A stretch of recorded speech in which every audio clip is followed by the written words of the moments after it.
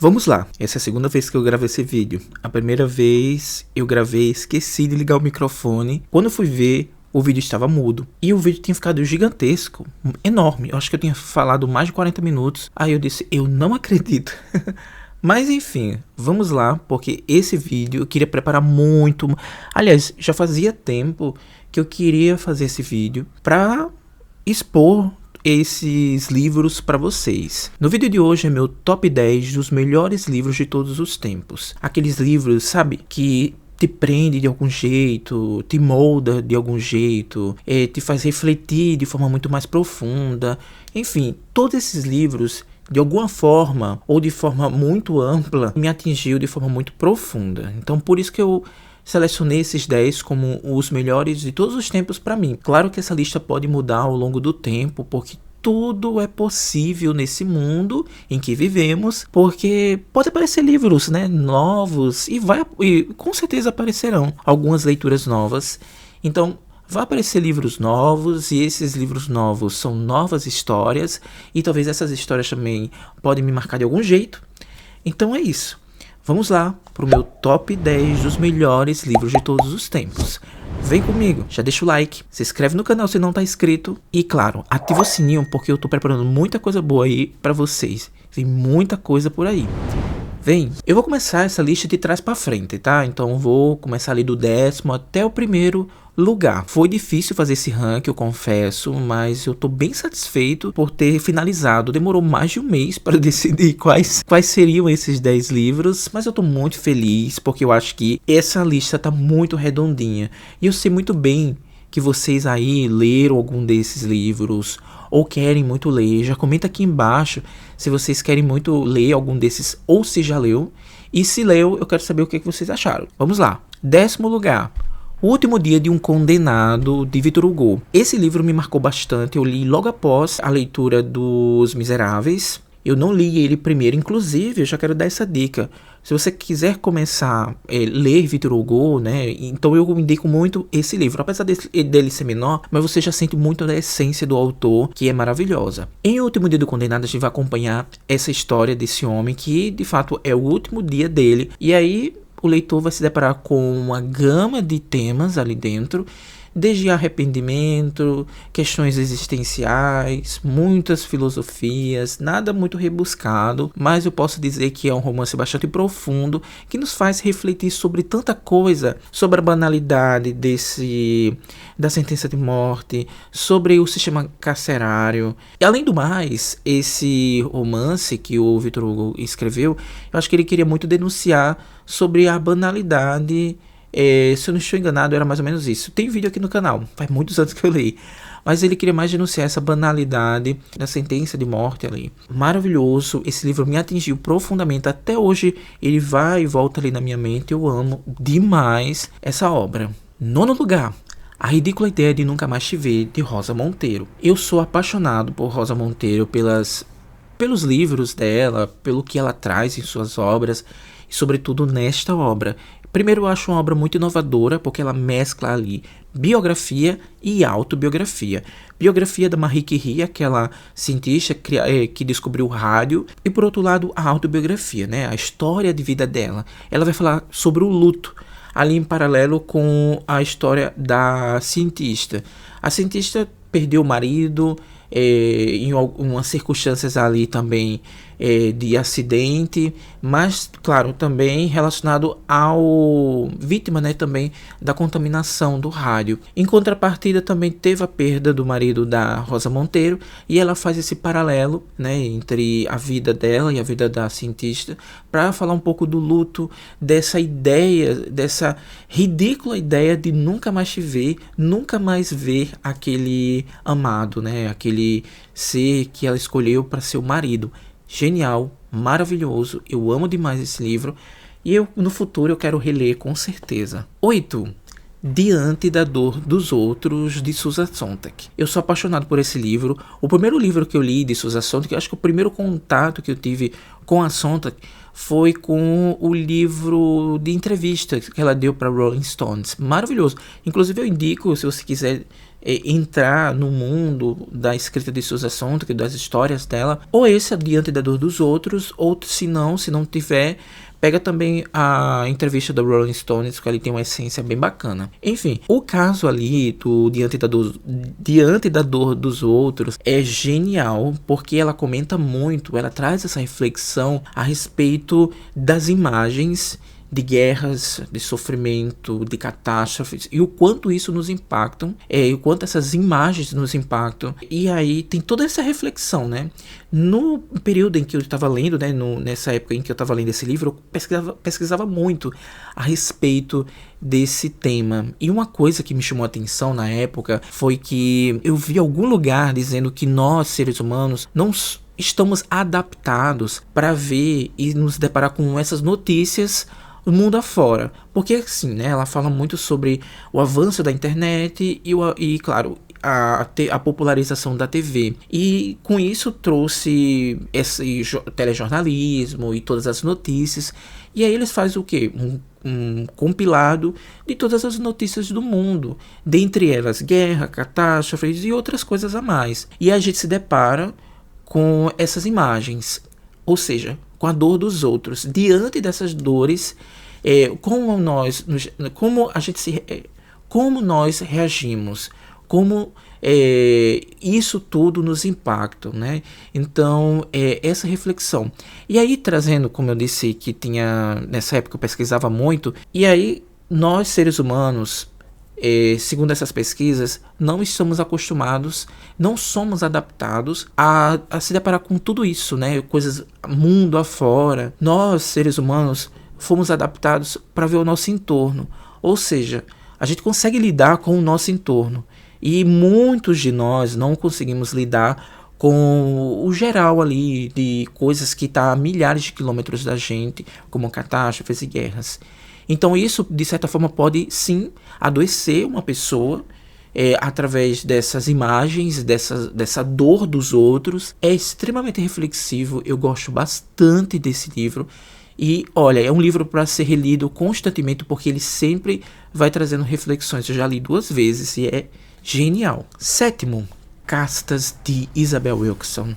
Muito bom. Esse livro estourou muito naquela época em que George Floyd, né, morreu, teve todas aquelas repercussões nos Estados Unidos, e esse livro ficou ali por várias semanas como best-seller do The New York Times. A Isabel Wilkerson escreve muitos livros nessa vertente sobre o racismo, sobre o preconceito, e neste livro, Castas, ela vem explicar mais ou menos ali a origem do racismo, para meio que responder algumas perguntas daquela época, né, ali nos Estados Unidos. Sobretudo essa questão racial está muito no auge. E aí ela vem responder bastante essas perguntas. É bem interessante porque ela fala muito das origens, que como surgiu essa questão do racismo, todo o tráfico, né, negreiro também. Aí ela faz um paralelo ali com castas indiana, e também faz um paralelo também com o nazismo, que de certa forma era organizado em castas. Então é brilhante, é magnífico, um livro muito bem escrito. Eu aprendi demais com essa leitura e eu sempre recomendo que vocês leiam esse livro. Castas, para mim, é leitura obrigatória. Devia ser botada ali na escola como leitura obrigatória, porque eu acho que muita gente precisa aprender sobre esse tema. 6º, Quando Deixamos de Entender o Mundo, de Benjamin Labatut. Esse autor é incrível, eu gosto bastante, muito mesmo. Inclusive eu tô lendo um livro novo dele chamado Maniac. Em breve eu vou trazer vídeo aqui para vocês, porque é outra obra-prima assim, da não ficção, né?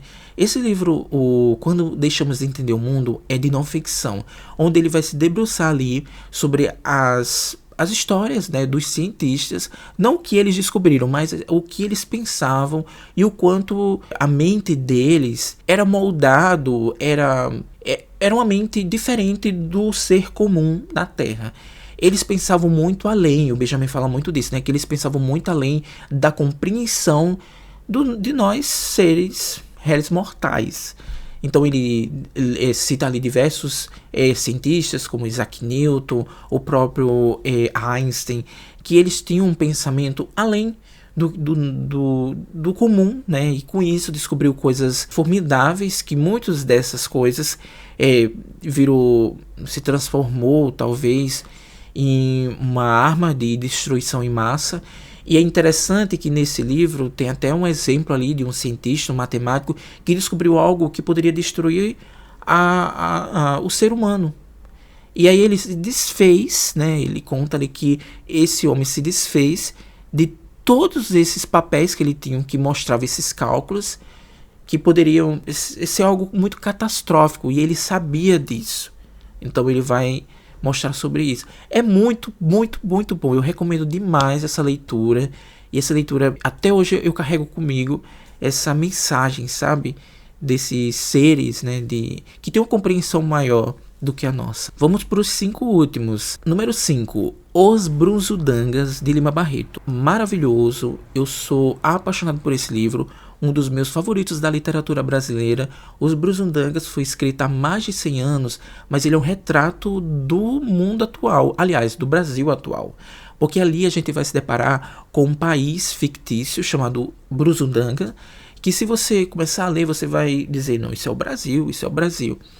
Corrupção, avareza, olha, tanta coisa, sabe? Violência, mesquinhez, o comportamento das pessoas há 100 anos atrás, que ele faz um retrato muito também daquela época, não mudou. E hoje é exatamente aquilo.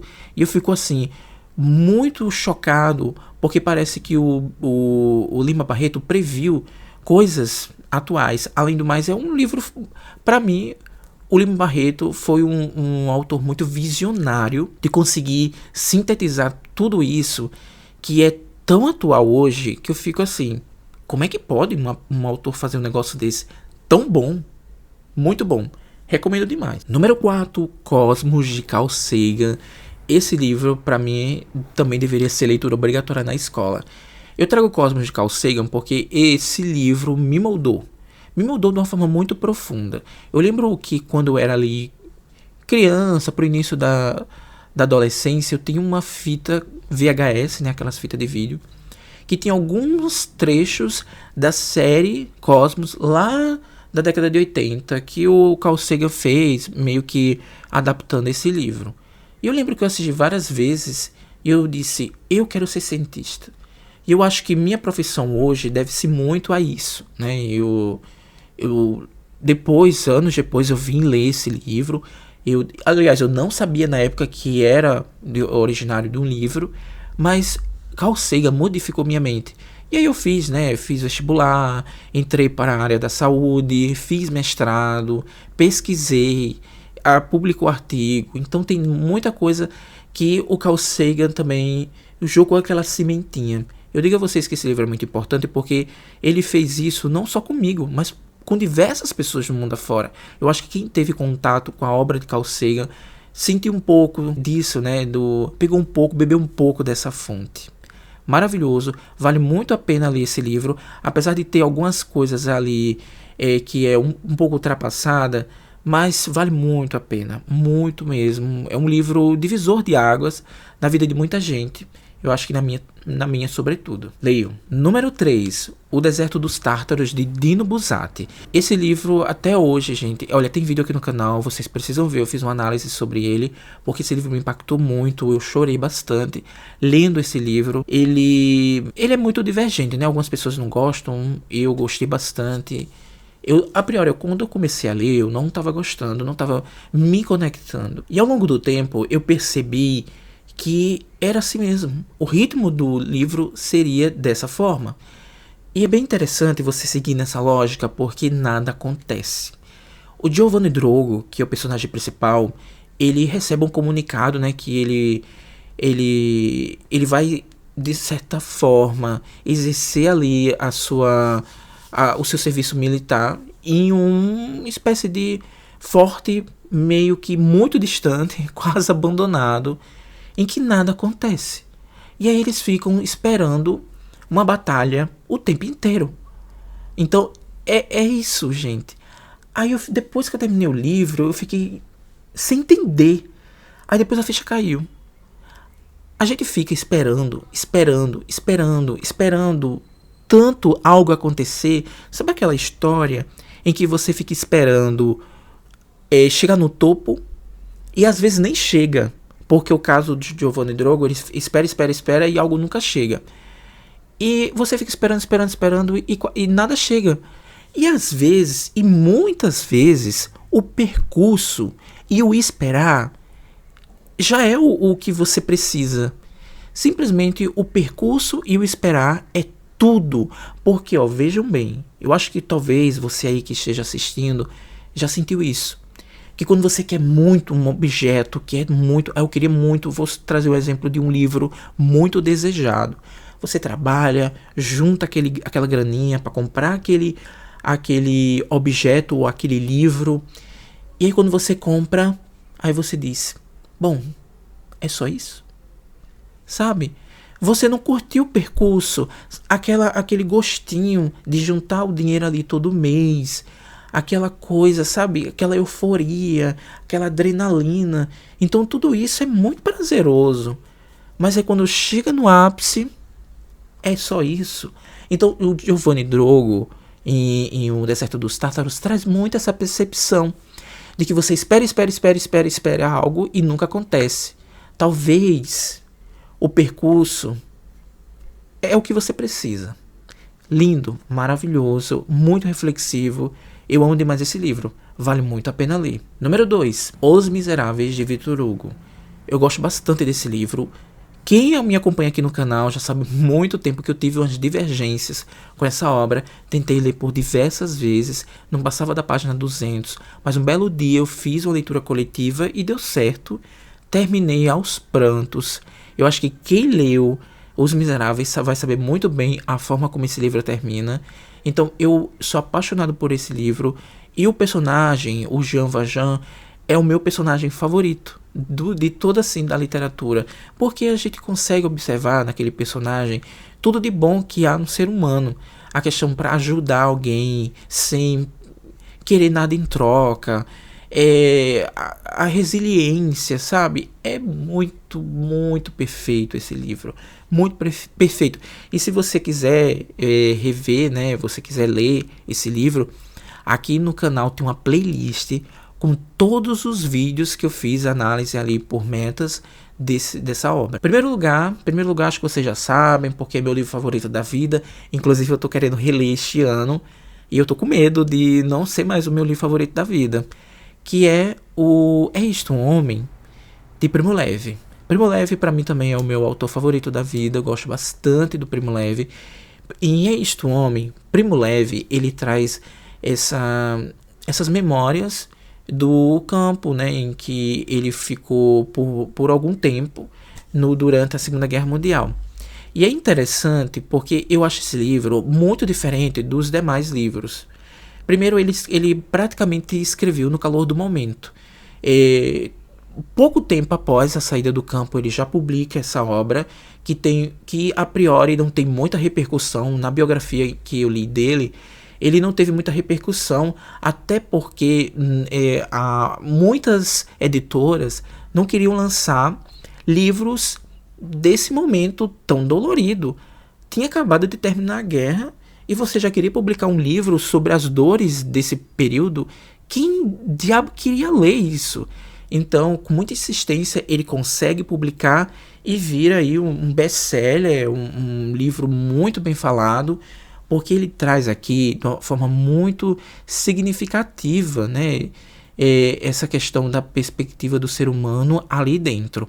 Ele, nesse livro, ele não vem atacar o seu algoz, ele vem mostrar como as pessoas ficaram despersonificadas, descaracterizadas, até características animalescas. E aí ele diz, né, logo no início, é isto um homem? É isto uma mulher? Porque ele já não reconhece que ali há um ser humano, e sim algo, mas não um ser humano. Então ele faz esse questionamento. É um livro maravilhoso, do início ao fim, impactante, emocionante. Você termina de ler esse livro e eu digo a você, será uma nova pessoa. Após a leitura desse livro, você será uma nova pessoa. Muito bom, eu recomendo demais. Gente, sério, dessa lista toda, leia pelo menos esse livro. maravilhoso. Ele vira e mexe, tá na promoção, tanto o e-book quanto o livro. Eu vou deixar aqui embaixo o link de todos esses livros, aí vocês clicam lá e podem comprar. É isso, eu espero que vocês tenham gostado dessa lista. Eu amei fazer, porque são livros que mexeram comigo. Então, é isso, espero que vocês tenham gostado. Se gostou, dá o like, se não tá inscrito no canal, se inscreve. E um cheiro, até mais, tchau.